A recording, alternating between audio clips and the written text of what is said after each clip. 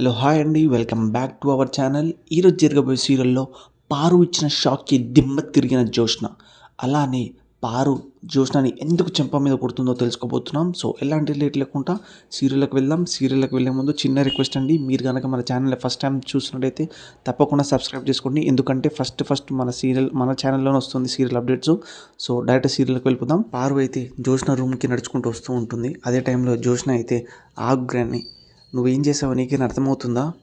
నువ్వు అసలు గొడవ జరిగితే నువ్వు నాకు సపోర్ట్ చేయాలి కానీ ఇదేంది నువ్వు ఇంత వింతగా బిహేవ్ చేసావు, అసలు నువ్వేనా అని పారుని అంటూ ఉంటుంది జ్యోష్న.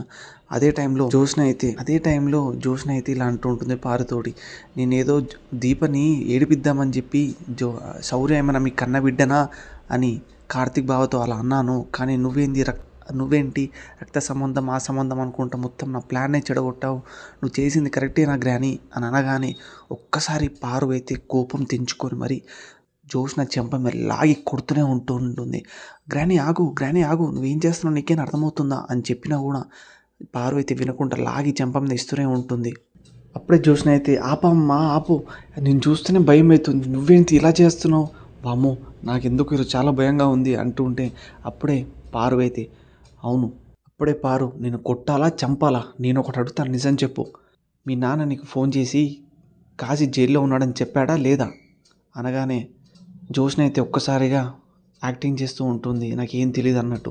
నువ్వు ఎదవ నాటకాలు ఆడకు, నిజం చెప్పు, నేను మీ నాన్నతో మాట్లాడాను అని అనగానే ఒక్కసారిగా జ్యోష్న అయితే ఏం మాట్లాడకుండా సైలెంట్ అయిపోతూ ఉంటుంది.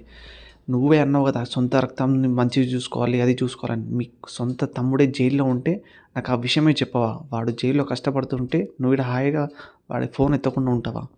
అప్పుడే పారు అయితే మీ నాన్న నాకు అన్నీ చెప్పాడే, కాశీ నీకు ఫోన్ చేసి మరి సహాయం అడిగితే నువ్వు హెల్ప్ చేయకపోగా వాళ్ళనే మోసం చేస్తావా అంటే ఎందుకు చేసావు చెప్పు అని మళ్ళీసారి పారు అయితే కొడుతూ ఉంటుంది. అప్పుడే జ్యోత్స్న అయితే ఆగమ్మ, ఆగు ఆగు, నేను చెప్పేది విను. నువ్వే అన్నావు కదా మనం మోసం చేసిన వాళ్ళని మనం ఎప్పుడు సాయం చేయకూడదు అని.